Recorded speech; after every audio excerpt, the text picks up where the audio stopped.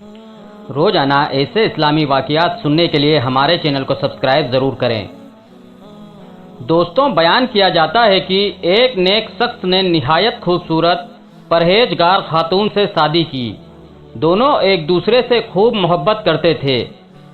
مسرت بھرے دن گزر رہے تھے کہ ایک مرتبہ شوہر کو رزق کمانے کے لیے سفر کی حاجت آ پڑی۔ فکر ہونے لگی کہ اپنی بیوی کو گھر میں تنہا کیسے چھوڑیں۔ رشتہ داروں میں کسی معتبر شخص کی تلاش شروع کی۔ اسے اپنے سگے بھائی کے علاوہ کوئی معتبر ذمہ دار نہ ملا۔ بھائی کے گھر میں بیوی کو چھوڑا اور وہ سفر پر روانہ ہو گیا۔ دن گزرتے گئے۔ ایک روز دیور نے اپنی بھابھی کو شہوت جنی پر اکسایا، مگر اس پاک باز خاتون نے اسے سختی سے ڈانٹا اور کہا، تم چاہتے ہو کہ میری عزت کی دھجیاں بکھیرو اور خائن بن جاؤں؟ ہرگز نہیں۔ دیور نے بھابھی کو رسوا کرنے کی دھمکی دی، مگر بھابھی پر دھمکی کا اثر نہیں ہوا۔ کہا، تم جو کرنا چاہو کرو، میرے ساتھ میرا رب ہے۔ اس نے خاتون کا شوہر جب سفر سے لوٹا تو اس کے بھائی نے فوراً اپنی بھابھی پر الزام لگا دیا کہ تمہاری بیوی نے مجھے بدکاری پر اکسایا تھا، لیکن میں نے منع کر دیا۔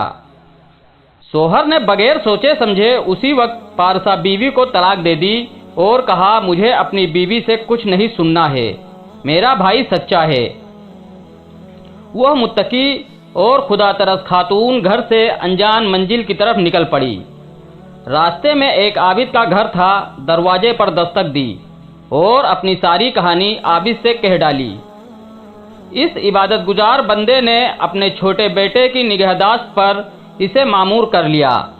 ایک دن عابد گھر سے کسی کام کے لیے باہر گیا ہوا تھا کہ گھر کا نوکر موقع پا کر اس خاتون پر ڈورے ڈالنے لگا، مگر نیک خاتون نے انکار کیا اور کہا، نبی اکرم صلی اللہ علیہ وسلم نے ہم کو تنبیہ کی ہے کہ کوئی شخص کسی اجنبی خاتون کے ساتھ خلوت میں ہرگز نہ ہو، اس لیے کہ ان کا تیسرا ساتھی شیطان ہوتا ہے۔ نوکر نے خاتون کو دھمکی دی کہ میں تمہیں بڑی مصیبت میں پھنسا دوں گا، مگر اس پیکر آفت کے پاؤں میں ذرا بھی لغزش نہیں آئی۔ نوکر نے عابد کے بچے کو قتل کر دیا اور عابد کے گھر لوٹنے پر قتل کا الزام اس خاتون پر عائد کر دیا۔ اس اللہ والے عابد کو غصہ تو بہت آیا، مگر اللہ سے اجر کی امید باندھ کر صبر کر گیا۔ 2 دینار اجرت کے طور پر خاتون کو دیے اور گھر چھوڑنے کا حکم دے دیا۔ اللہ تعالیٰ فرماتا ہے، غصہ پی جانے والوں اور عفو درگزر کرنے والوں کو اللہ محبوب رکھتا ہے۔ عابد کا گھر چھوڑا، شہر کی طرف رخ کیا۔ شہر پہنچ کر دیکھا کہ ایک بھیڑ ایک شخص کو پیٹے جا رہی ہے۔ اس نے پوچھا کہ تم لوگ اسے کیوں مار رہے ہو؟ ایک آدمی نے بتایا، اس کے ذمے قرض ہے، یا تو قرض ادا کرے یا ہماری غلامی کرے۔ خاتون نے پوچھا، اس پر کتنا قرض ہے؟ کہا، 2 دینار۔ اس پر خاتون نے انہیں 2 دینار دے کر اس شخص کو آزاد کرایا۔ آزاد ہونے والے شخص نے پوچھا، تم کون ہو؟ اس خاتون نے اپنی پوری کہانی بیان کر دی۔ اس پر اس آدمی نے کہا کہ ہم دونوں ساتھ کام کریں گے اور نفع برابر بانٹ لیں گے۔ خاتون نے حامی بھر دی۔ اس آدمی نے کہا، ہم یہ گندی بستی چھوڑ کر سمندری سفر پر نکلتے ہیں۔ خاتون نے کہا، ٹھیک ہے۔ دونوں کشتی کے پاس پہنچے۔ نوجوان نے کہا کہ پہلے تم کشتی پر سوار ہو۔ وہ سوار ہو گئی اور وہ شخص کشتی کے مالک کے پاس گیا اور کہا، یہ میری لونڈی ہے، میں اسے فروخت کرنا چاہتا ہوں۔ چنانچہ کشتی کے مالک نے پیسے چکائے اور خاتون کو اس کی لا علمی میں اسے خرید لیا اور وہ شخص پیسہ لے کر بھاگ نکلا۔ کشتی روانہ ہوئی۔ خاتون اس شخص کو ڈھونڈنے لگی مگر نہیں پایا۔ کشتی کے عملے نے اسے گھیر لیا اور اسے چھیڑ چھاڑ کرنے لگے۔ خاتون کو تعجب ہوا۔ اس پر کشتی کے کپتان نے بتایا کہ میں نے تمہیں تمہارے مالک سے خرید لیا ہے اور اب تم وہ سب کرو جس کا حکم دیا جائے۔ اس نے التجائی لہجے میں کہا کہ میں اللہ کی نافرمانی نہیں کر سکتی، مجھے چھوڑ دو۔ یہ کہنا ہی تھا کہ سمندر میں آندھی اور طوفان آیا، کشتی ڈوب گئی، جہاز کا عملہ اور سارے مسافر ڈوب گئے، لیکن وہ صابر خاتون بچ گئی۔ اس وقت امیر سحر ساحل سمندر پر تفریح میں مشغول تھا۔ بے موسم کی آندھی کو دیکھ کر وہ بھی گھبرایا، لیکن اس کا اثر ساحل پر نہیں تھا۔ پھر یکایک اس کی نگاہ اس خاتون پر پڑی جو ایک تخت کے سہارے ساحل کی طرف آ رہی تھی۔ امیر نے نوکروں کو حکم دیا کہ اسے میرے پاس لایا جائے۔ اس خاتون کو محل لے جایا گیا۔ ماہر طبیب کی نگرانی میں اس کا علاج شروع ہوا۔ جب اسے افاقہ ہوا تو امیر سحر نے اس سے دریافت کیا تو اس نے ساری حکایت بیان کر ڈالی۔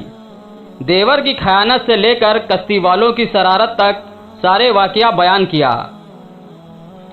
حاکم سحر کو اس کے صبر نے موہ لیا اور اس سے شادی کر لی۔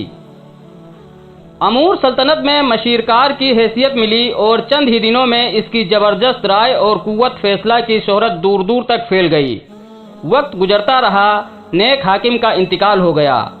آیان شہر اکٹھا ہوئے کہ کس کو اب حاکم بنایا جائے۔ متفقہ طور پر لوگوں نے جاہین اور عاقل خاتون کو اپنا امیر منتخب کر لیا۔ حاکم بنتے ہی اس خاتون نے ایک وسیع میدان میں کرسی لگانے کا اور شہر کے تمام مردوں کو حاضر ہونے کا حکم دیا۔ تمام مرد حضرات اس کے سامنے سے گزرنے لگے۔ اس نے اپنے سابق شوہر کو دیکھا اور کنارے ہو جانے کا اشارہ کیا۔ پھر اس کے بھائی کو کنارے ہونے کا حکم دیا۔ عابد کو بھی ایک کنارے کیا۔ پھر اس نے عابد کے نوکر کو دیکھا، اسے بھی مجمع سے الگ کھڑے ہونے کا حکم دیا۔ پھر اس خبیث شخص کو دیکھا جسے اس خاتون نے آزاد کرایا تھا، اسے بھی کنارے کھڑے ہونے کا حکم دیا۔ اب باری باری فیصلہ کرنے لگی۔ سب سے پہلے سابق شوہر سے مخاطب ہوئی اور کہا، تم کو تمہارے بھائی نے دھوکے میں رکھا اس لیے بری ہو، لیکن تمہارے بھائی کو حد قذف لگائی جائے گی اس لیے کہ اس نے مجھ پر جھوٹی تہمت لگائی تھی۔ پھر عابد سے مخاطب ہوئی اور کہا، تم کو تمہارے خادم نے گمراہ کیا لہٰذا تم بھی بری ہو، لیکن تمہارا خادم قصاصاً قتل کیا جائے گا کیونکہ اس نے تمہارے بچے کو قتل کیا تھا۔ پھر وہ مخاطب ہوئی اسے خبیث سے کہا، تمہیں حبس دوام کی سزا دی جاتی ہے تمہاری خیانت اور ایسی عورت کو فروخت کر دینے کے جرم میں جس نے تجھے غلامی سے نجات دلائی تھی۔ پیارے دوستوں، اللہ کی ذات پاک ہے، کسی کے اچھے عمل کو ضائع ہونے نہیں دیتا۔ جو اللہ سے تقوی اختیار کرتا ہے اللہ اس کے لیے ایسے راستے ہموار کر دیتا ہے اور ایسی جگہ سے رزق عطا کرتا ہے جس کا اسے گمان نہیں ہوتا۔ دوستوں، آپ نے دیکھا کہ کس طرح اللہ تعالیٰ نے کرب و بلا میں گرفتار خاتون کی مدد کی۔ تقوی مومن کا شعار ہے، یہ شعار ہمیشہ باقی رہنا چاہیے، اس لیے کہ اللہ تعالیٰ تقوی ہی کی وجہ سے سخت حالات کو موافق و سازگار بنا دیتا ہے۔ جزاکم اللہ خیر۔